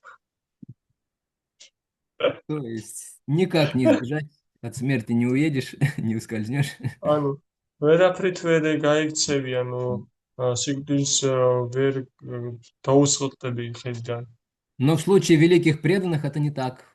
Прабхупада пишет, მაგრამ დიადი что преданный может прожить дольше, чем ему положено, а может и меньше. მაგრამ დიადი ადგილების შემთხვევაში ეს ყველაფერი ესე არ არის, ყველაფერს მოგვარად არის. პროფადა წერს ბევრ ადგილას, რომ ერთგულ შეუძლია, რომ იმაზე მეტი იცხოვროს, ვიდრე გაწერილი აქვს, ან იმაზე ნაკლები. Когда Шрила Прабхупада уже лежал, был очень сильно болен, то преданные не очень переживали и страдали его ученики. როდესაც შილაპრაბჰუპადა ჩაწოლილი იყო და ძალიან ძლიერ ავადმყოფ უნდა, მისი მოწაფეები ერთგულები ძალიან ძლიერ ხელავდნენ. Прабхупада посмотрел на них и сказал: вы не хотите, чтобы я уходил? პრაბჰუპადამ შეხედა მათ და კითხა, თქვენ არ გინდათ რომ მე წავიდე? Прабхупада сказал: хорошо. Тогда ученики сказали: да, Прабхупада, мы не хотим. Прабхупада сказал: хорошо, я тогда попрошу у Кришны остаться подольше. მოწაფეებმა ერთგულებმა უთხრეს, რომ კი პრაბჰუპადა არ გვინდა რომ შენ წახვიდე. და მაშინ პრაბჰუპადამ უთხრა, რომ კარგი, მე მაშინ ვეტყვი კრიშნას და არ წავალ. И потом он как бы сказал, что Кришна дал мне возможность выбрать, уйти или остаться. და შემდეგ მან თქვა, რომ კრიშნა მომცამე საშუალება, რომ ამერჩია წავსულიყავი თუ დარჩენილიყავი. Похожая история была с Валабачарией. მსგავსი ისტორია იყო ვალაფააჩარიას შემთხვევაშიც. Это великий вайшнав, современник Господа Чайтани. ეს არის დიადი ვაიშნავი, უფალი ჩაიტანიას ეს თქვა წინამორბედი. Он был в другой сампрадае, но он был авторитетным вайшнавом. ის სხვა სამპრადაიაში იყო, მაგრამ ის იყო ავტორიტეტული ვაიშნავი. Он жил на Гвардхане, и он начал перевод Шримад Бхагаватам, комментарии. ის ცხოვრობდა გოვართანაზე და მან დაიწყო შიმად ბაგავატამის კომენტირება.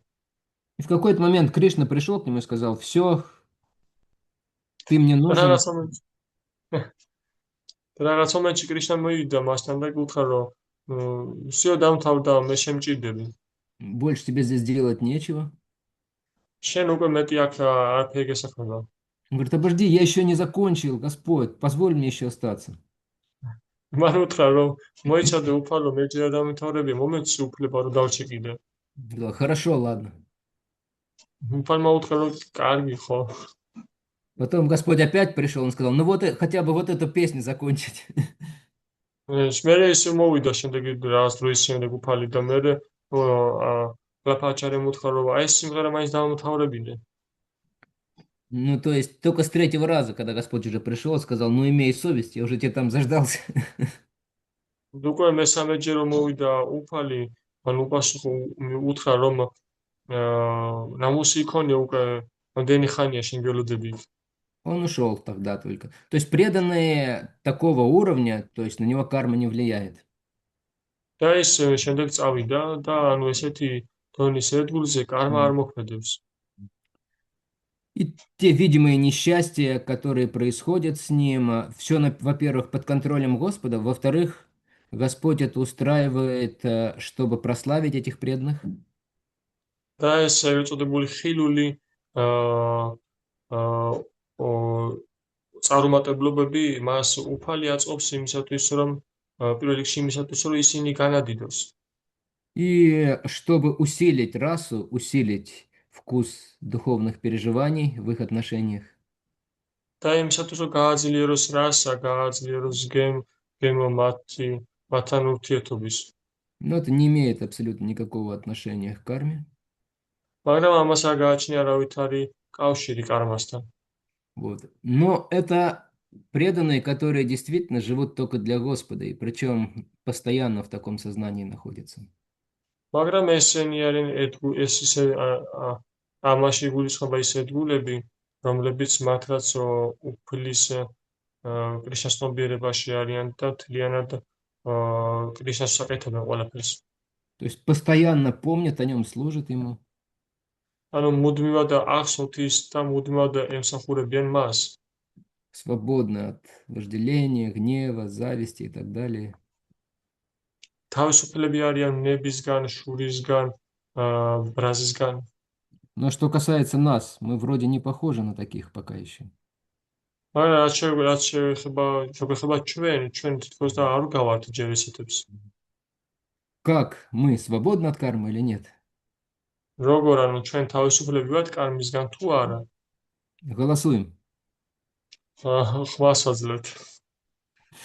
Кто за то, что мы свободны от кармы? ვინ არის იმის მომხრე, რომ ჩვენ თავისუფალი ვართ კარმისგან? Кто за то, что мы не свободны от кармы? და ვინ არის იმის მომხრე, რომ ჩვენ არ ვართ და ვის ჯერას რომ ჩვენ არ ვართ თავისუფალი კარმისგან? Я за первое. მე Мнения разделились. მე პირველისკენ ვარ აზრები გაიყო. Так вот, спешу вас обрадовать. და აი მე ჩხარობ რომ გაგახაროთ. Господь говорит, сакрит эва пропаннайос, тава смрити ча ячате, абаян, უფალი ამბობს. забыл я, в общем, вторую, третью строчку. Господь говорит, что хотя бы, если кто-то хотя бы раз искренне обратился ко мне, хотя бы раз искренне предался ко мне, да, Господь, я твой, я хочу быть твоим слугой. უფალი ამბობს, რომ თუნდაც ერთხელ მაინც ვინმეს რომ მოემართა ჩემ, თუ ვინც მომართა ერთხელ მაინც მომართა მე, ანუ უფალი ამბობს, რომ ერთხელ მაინც ის ვინც ერთხელ მაინც მომართა მე გულწრფელად და მითხრა რომ უფალო მე შენი ვარ. В общем, я беру на себя личную ответственность за него, то есть личное покровительство ему. მე ვიღებ პასუხისმგებლობას მასზე და მე პირადად ვფარველობ მას. То есть это означает, что то, что происходит с преданным с таким, это уже тоже не карма. ეს ნიშნავს იმას, რომ ის რაც ხდება ესეთი ერთგულის თავს, ესეც არ არის კარმა. Иногда мы называем это Кришна кармой. ხანდახან ჩვენ ამას უწოდებთ კრიშნა კარმას. И она может выглядеть почти так же, как это было бы, если бы мы были непреданные. და ის შეიძლება ასევე გამოიყურებოდეს თითქმის ისევე, როგორც თითქოს და ჩვენ არ ვიყოთ ერთგულები. Но это уже не слепой такой закон, жесткий, да? Это личное управление Кришны. მაგრამ ეს არ არის რაღაც ასეთი ბრმა უხეში კანონი. არამედ ეს პირადი მეთაურეობის ქვეშ არის კრიშნას. Иногда говорится, что Кришна, он берет, смотрит, как мы себя ведем, и дает нам из нашей кармы то, что нужно. და ხანდახანად ამბობენ, რომ კრიშნა აკვირდება და ხედავს, რაც ჩვენი ერთგულების М. განვითარებისთვის რაც არ გვჭირდება, იმას იღებს ჩვენი კარმიდან და იმას დებს, რაც საჭიროა. Почему? Потому что в чем смысл кармы? Смысл кармы в том, чтобы помочь нам освободиться от определенных анарт, да, плохих вещей, которые у нас есть, და качеств плохих რაშია и так კარმ далее. და რაშია კარმის აზრი? კარმის აზრი იმაშია, რომ ჩვენ დაგვეხმაროს გავთავისუფლდეთ ცუდი კარმისგან, ცუდი შედეგებისგან. От какого-то неправильного настроения, неправильных желаний, да. რომელიღაც არასწორი განწყობისგან, რომელიღაც არასწორი სურვილებისგან. Вот когда мы пришли к преданным, да, то есть, да, у нас появилось желание служить, стать преданным, და როცა ჩვენ მოვედით ერთგულებთან, ჩვენ გაგვიჩნდა სურვილი, რომ დაუახლოვდეთ ერთგულებს, რომ რაღაც ვემსახუროთ მათ, но у нас еще и сохранились прежние тенденции, да. მაგრამ ჩვენ ასევე შეგვინარჩუნდა, ჯერ კიდევ შეგვინარჩუნდა М. წინამორბედი ტენდენციები, Которые были бы, если бы мы не стали преданными, то есть, да. რომელიც იქნებოდა ისედაც თუ ჩვენ არ გავხდებოდით ერთგულები. И поэтому в жизни с нами должны случаться более-менее те же вещи, ну, чтобы избавиться от этих анарт, те же вещи, которые были бы, если бы мы были не преданные, да. და ამიტომაც ჩვენ ცხოვრებაში რჩება ისეთ რაღაცები და ხდება ისეთ რაღაცები, რაც ისედაც მოხდებოდა თუ ჩვენ არ ვიქნებოდით ერთგულები. М. Вот. Но теперь это все дает Кришна очень личностно, и он, как вы слышали, он уменьшает, да, уменьшает вес этой кармы. მაგრამ როგორც ჩვენ თქვით, ამ ყველაფერს ახლა უკვე კრიშნა ძალიან პირადად თვითონ იძლევა და ხშირად ამცირებს კიდევაც მათ დოზას. Классический пример с порезом на кухне, да, вы все знаете. კლასიკური მაგალითი არის ჭრილობასთან სამზარეულოში. Или там с какой-нибудь потерей вам было суждено там потерять, не знаю, там кошелек или еще что-то там, или весь свой запас банковский, да. ან რომელიღაც დანაკარგი, მაგალითად დაკარგეთ თქვენი საფული, ან დაკარგეთ თანხა თქვენი საბანკო ანგარიშიდან. А вы потеряли 15 лари всего лишь, да? თქვენ კიდე უნდა დაგეკარგათ. თქვენ კი დაკარგეთ მხოლოდ 15 ლარი. Потому что этого достаточно, чтобы вы подумали, о, я неаккуратный, это же имущество Кришны, я должен быть более внимательным и ответственным. იმიტომ რომ ეს საკმარისია იმისათვის, რომ თქვენ დაფიქრდეთ, აა რომ ეს ხომ მე უფრო ფრთხილად უნდა ვიყო და დაკვირვებული უნდა ვიყო, იმიტომ რომ ეს კრიშნას ქონებაა და არა ჩემი. То есть, ну, на самом деле, как я уже сказал, это не обычно, не карма в обычном понимании, как у непреданных. ისინი მოშ თავდარით. Да, но то, что с нами происходит, это уже не как у непреданных. Да.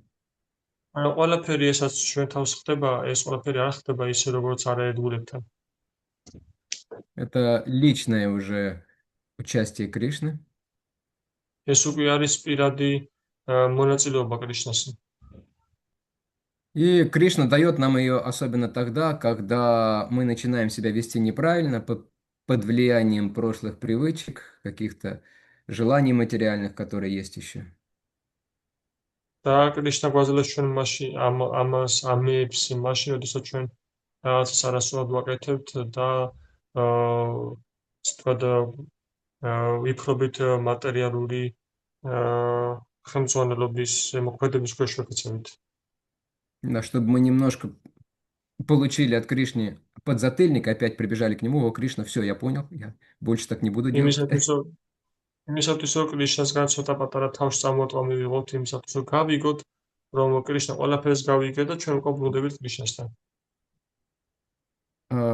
Шрила Прабхупада приводит такой пример, да, страдания сироты бездомного, да, и сына царя, который ушел из дворца, они могут показаться одинаковыми, да? შრებრაპადას ისეთ მაგალითი მოყავს, რომ ტანჯვა, ობლის ტანჯვა და იმ ბავშვის ტანჯვა, რომელიც სახლიდან გარბის, შემოგოჩენოს, რომ ერთნაირია. Но у них большая разница в их положении. მაგრამ მათ მდგომარეობაში დიდი სხვაობაა. Прабхупада говорит, этот нищий, бездомный, он действительно несчастен. პრაბჰუპადა ამბობს, რომ ესეთი ღარიბი უსახკარო ის მართლაც უბედურია. А сын царя, хотя он ушел, разорвал, как бы, как ему кажется, отношения с отцом, но тем не менее царь, отец за ним наблюдает и в любой момент готов прийти ему на помощь. და მეორე შემთხვევაში მეფის ვაჟი, რომელიც სახლიდან გაიქცა, ისიც ღარიბია, მაგრამ მამამისი მაინც ღელავს მასე და ყოველთვის თვალყურს ადევნებს. რამე რო არ Ну что, გაუჭირდეს. ну что интересно, и это вот как раз часть Ачинтя Бхеда Татвы, то есть непостижимого единства и отличия. საინტერესოა ეს, რომ ეს არის სწორედ აჩიტია ფედა ტატვას მდგომარეობიდან, ანუ ის ასპექტი, რომელიც ბოლომდე შეცნობაც შეუძლებელია. Сам преданный, он думает, что я не свободен от кармы. თავად ერთგული ფიქრობს, რომ მე არ ვარ თავისუფალი კარმისგან. Я не свободен от кармы. Гоча свободен от кармы. Елена свободна от кармы. Аттари მე არ ვარ Прабху свободен от кармы, когда он в храм, по крайней мере, приезжает. მე არ ვარ თავისუფალი კარმისგან, სხვა დანარჩენები თავისუფლები არიან კარმისგან, ოთარი პრაბჰუ არის თავისუფალი კარმისგან, მინიმუმ მაშინ, როდესაც ტაძარში მოდის. Но я точно не свободен. მაგრამ მე ნამდვილად არ ვარ თავისუფალი. То есть это смирение преданного. ანუ ეს არის ერთგულის თავდაბლობა. Преданный не считает себя выше законов этого материального мира. Он думает, кто я такой, я грешник. ერთგული არ თulis თავს ამ სამყაროს კანონებზე მაღლა არ აყენებს საკუთარ თავს და ის ფიქრობს, რომ მე ვინ ვარ, მე უბრალოდ ცოდვილი ვარ. И чем чище и серьезнее преданный, тем он больше, так сказать, уверен, что он не свободен от кармы, что он очень грешный. და რაც უფრო სუფთაა და სერიოზულია ერთგული, ის უფრო დარწმუნებულია, რომ მე არ ვარ თავისუფალი კარმისგან. И Кришне очень нравится такое проявление смирения, такое настроение. და კრიშნა ძალიან მოწონს ესეთი თავდაბლობის გამოვლინება, ესეთი თავდაბლობა. Но других преданных мы должны видеть тех, как кто свободен от нее. მაგრამ სხვა ერთგულებს უნდა ხედავდეთ ისე, როგორც ისინი ის თავისუფალნი არიან კარმისგან. Вот, на этом мы остановимся сегодня. Если у кого-то есть вопрос или что-то, что он хотел бы сказать. და ჩვენ ამაზე შევჩერდებით და თუ იმეს აქვს რაიმე კითხვა ან რაიმე აქვს სათქმელი, ახლა მაგის დრო. Харе Кришна, примите мои поклоны. Можно вопрос? Можно? Меня вот интересует тема вот с душой. Ну, вот на прошлой лекции мы проходили качество души. Опять что-то меня вот думаю. Вот, существует у Очень жизни тихо, человека- Аттари Прабху, почти ничего не слышно. Извините, хорошо, минуточку. Сейчас слышно? Да, сейчас лучше.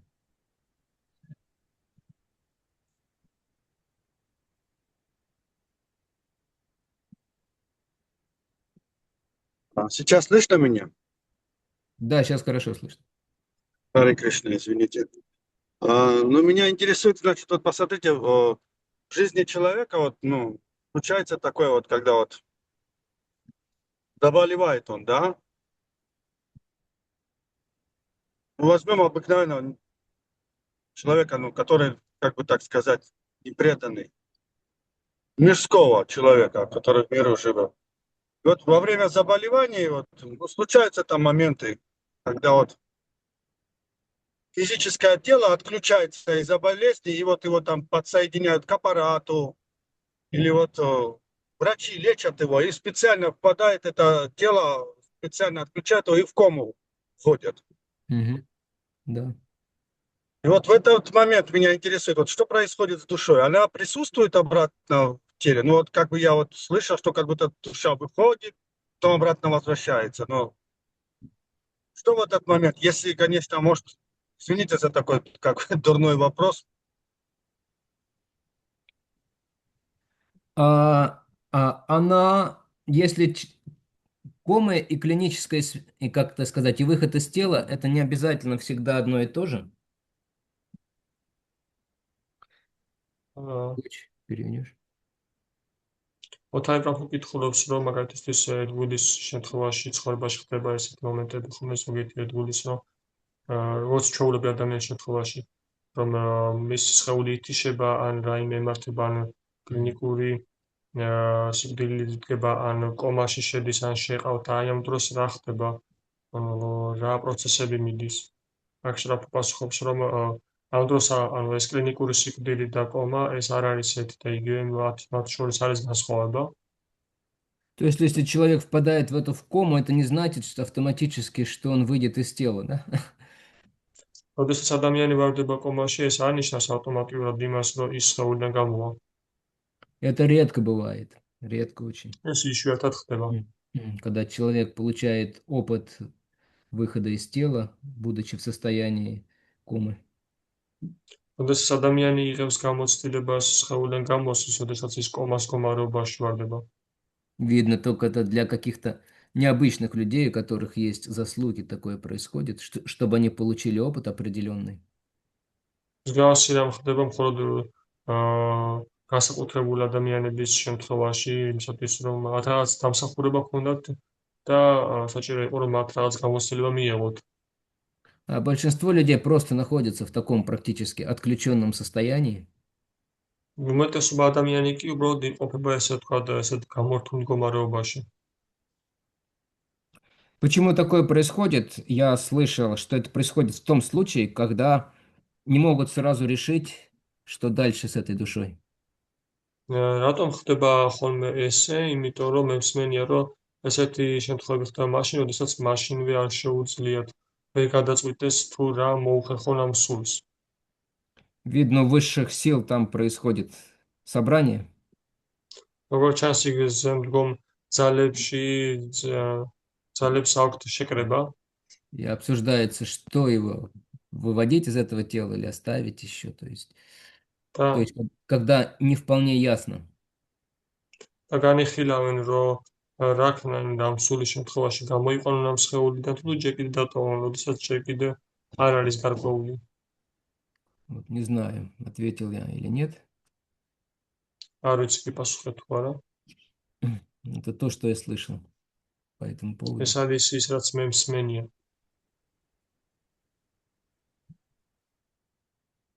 Да, Мариам, вы хотели что-то? Харе Кришна, примите, пожалуйста, мои поклоны. Я хотела Харе задать Кришна. вопрос. Да. Мне интересно, насколько все в нашей жизни предопределено. Потому что вы сейчас сказали, что когда человек впадает в кому, значит, там еще решается, что с этой душой будет дальше.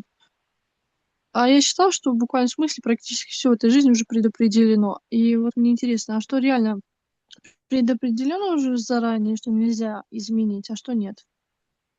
А это называется «Приходите в следующий раз», поскольку это следующая тема, которую я собрался обсуждать. Предопределенность и свобода воли. Это следующая тема.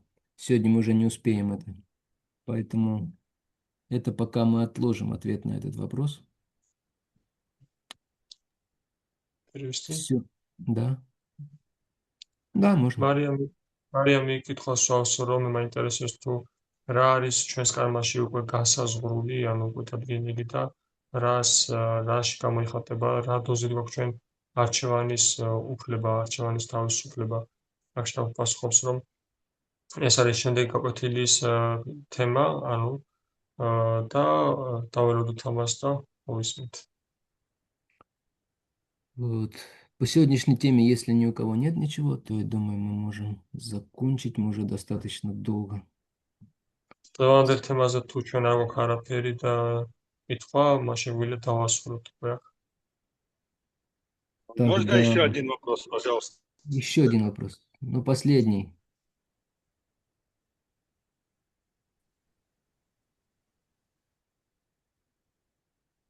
Так.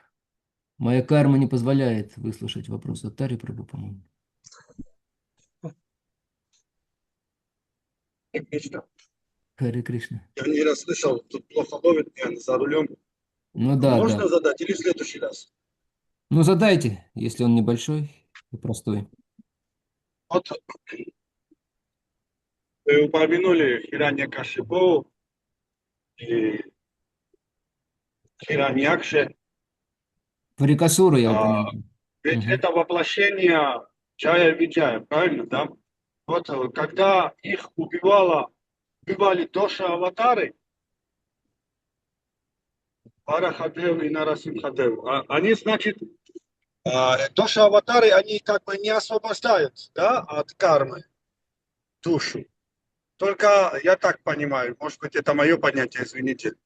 Только когда они в следующий раз воплотились там в Камсу и в Шишупалу, эти два брата, они только тогда освободились, когда их убил сам Кришна, они тогда освободились, да? А души аватары так они не освобождают, да, души. Только не Доша аватары, а Даша аватары. Доша означает плохое качество, недостаток. А Даша означает 10. Да, Коч, переведи. ოთარი პროფესორს კითხავს დაშავატარების და მაგალითად მოგეთულ პიროვნების კარმას შედგება, ანუ ჰირანიაკაშიპუს და ჰირანიაკაშას შემთხვევა მოყავს მაგალითად, როდესაც დაშავატარები მათ კლავენ, თქოს და ისინი არ თავისუფლებიან კარმისგან და კიდევ ერთხელ უწევთ დაბადება დემონების სხეულებში და შემდეგ კრიშნა პირადად ხოცავს მათ და მე თავისუფლებიან და ეს ესეა, რომ ანუ დაშავატარები არ თავისუფლებიან კარმისგანო. Ну, действительно, есть такое. Об этом говорит Шрила Рупа Госвами в Лаху Бхагаватамрите. და ნამდვილად არის ესეთი მომენტი, ამის შესახებ შრილა რუპა გოსვამი საუბრობს ერთ-ერთ წელში. Что демон получает освобождение только если его убивает сам Кришна. რომ დემონი იღებს მხოლოდ იმ შემთხვევაში გათავისუფლებას, თუ მას კლავს თავად კრიშნა. А если его убивает какая-то аватара Кришны, то полного освобождения не происходит. და თუ მას კლავს რომელიღაც ავატარა კრიშნას, მაშინ სრული გათავისუფლება არ ხდება. То есть демон тогда просто освобождается от грехов и зарабатывает какую-то очень хорошую карму. ანუ დემონი თავისუფლდება ცოდვებისგან და იღებს რაღაც კარგ კარმას. Вы заметили, что они все рождались только царями? თქვენ შეამჩნევთ, თუ ისინი მხოლოდ და მხოლოდ მეფებადი, მუდმივად მეფებად იბადებოდნენ. Пастухами и поварами не рождались. ანუ მწყემსები და ზარეულებად არ იბადებოდნენ. Вот. Об этом говорит Шрила Рупа Госвами, но обычно в книгах Прабхупады вы найдете, что если демона убивает Вишну, то он получает освобождение. ამის შესახებ საუბრობს რუპა გოსვამი და Да, Рупа Госвами.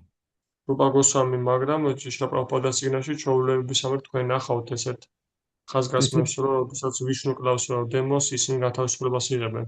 Это не совсем такой очевидный вопрос, поэтому я особо не хотел об этом говорить, чтобы вас не запутывать. ეს არ არის მაინც და მაინც ნათელი საკითხი და ამიტომაც მე არ ვსაუბრობდი ამაზე, იმისათვის რომ თქვენ შესწრომაში არ შემეყვანეთ. То есть разная информация от разных ачарьев. ანუ სხვადასხვა ინფორმაცია სხვადასხვა აჩარიებისგან. С другой стороны, также мы знаем, что Кришна Вриндаванский, он демонов не убивает, да? მეორე მხრივ ჩვენ ვიცით, რომ კრიშნა, ვრინდავანელი კრიშნა ის დემონებს არ ხოცავს. Он делает это в аспекте Васудевы Кришны. ის აკეთებს ამას ვასუდევა კრიშნას ასპექტში. Да, то есть в этот момент, когда он как бы убивает демонов, это Васудева Кришна проявляется через него. ანუ, როდესაც ის დემონებს ხოცავს, მისი გავლით ვლინდება ვასუდევა კრიშნა. То есть, ну вот такая ситуация. აი ესეთი სიტუაცია Что я გვაქვს. могу сказать сейчас? რაც Так, შემიძლია ხო თქვა. конечно, это можно обсудить с такими большими знатоками шастров, но потому что Прабхупада часто пишет, что демон, погибший от руки Господа, он не уточняет, что именно Кришна, иногда и говорит, что от руки Господа Вишну, он получает освобождение. ამის განხილვა შეიძლება შასტრების სერიოზულ მცოდნეებთან, იმიტომ რომ პრაბჰუპადა ხანდახან ხშირად ხაზს უსვამს, რომ კრიშნას ხელით მოკლული დემონი თავგანთავისუფლებას იღებს და ხანდახან მერტის სახე ან ხელით მოკლულიო და ხანდახან ახსენებს ვიშნუს მიერ მოკლული დემონი განთავისუფლებას იღებს. Но я очень надеюсь, что для всех здесь сидящих это не будет актуальным, ситуация эта. მაგრამ მე ძალიან ვიმედოვნებ, რომ ყველა აქ დამსწრებისთვის ეს არ იქნება აქტუალური სიტუაცია. Даже если мы и станем демонами, да, вдруг, ну, всякое бывает. და თუნდაც ჩვენ გავხდეთ დემონები, ანუ ყველაფერი ხდება, Мы не станем такими большими и серьезными демонами, чтобы самому Господу пришлось нас убивать. ჩვენ არ გავხდებით ისეთი სერიოზული დიდი დემონები, რომ თავად უფალს მოუხდეს ჩვენი მოკლა. Поэтому ачари пишут, что нужно быть либо серьезным демоном, ამიტომაც აჩარიები წერენ, რომ უნდა იყო ან ძალიან სერიოზული დემონი, то есть означает, эти серьезный демон, он постоянно сконцентрирован на Вишну или Кришне, ну, с негативом, с ненавистью, но он постоянно помнит о нем. ანუ სერიოზული დემონში გულისხმობა, რომ ის მუდმივად კონცენტრირებულია კრიშნაზე ან ვიშნუზე, ანუ მუდმივად ახსოვს, კონცენტრირებულია, მაგრამ ნეგატიურ ასპექტში. Тогда, да, он получит очень большое благо, то есть из-за такой медитации. მაშინ ის მიიღებს И მართლა получит, ძალიან დიდ სიკეთეს ესეთი მედიტაციის წყალობით. в конце концов, получит освобождение. და ბოლოს მიიღებს განთავისუფლებას. А если он обычный демон, который иногда вспоминает о Господе со злостью, он получит ад. და თუ ეს არის ჩვეულებრივი დემონი, რომელიც ხანდახან იხსენებს მრისხანებით, მაშინ ის მიიღებს ჯოჯოხეთს. Поэтому лучше быть маленьким, слабеньким преданным, чем маленьким, ამიტომაც слабеньким демоном. უკეთესია რომ იყო პატარა სუსტი ერთგული, ვიდრე პატარა сусти დემონი. Хорошо. Все, на этом мы остановимся. Шила Прабхупада ки джай, Ананта Коти Вайшнав Вринда ки джай. Нитай Гора Приямананде Хари Хари Бол.